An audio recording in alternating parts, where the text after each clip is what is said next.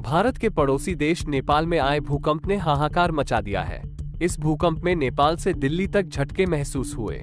Delhi NCR के साथ ही UP Bihar में भी धरती हिली। इससे हड़कंप मच गया और लोग घरों से निकलकर बाहर आ गए। अब आईआईटी कानपुर के वैज्ञानिक ने भूकंप से भविष्य में खतरे की आशंका जताई है। आईआईटी कानपुर के प्रोफेसर जावेद मलिक का कहना है कि एक ही जगह पर भूकंप आना चिंता की बात है।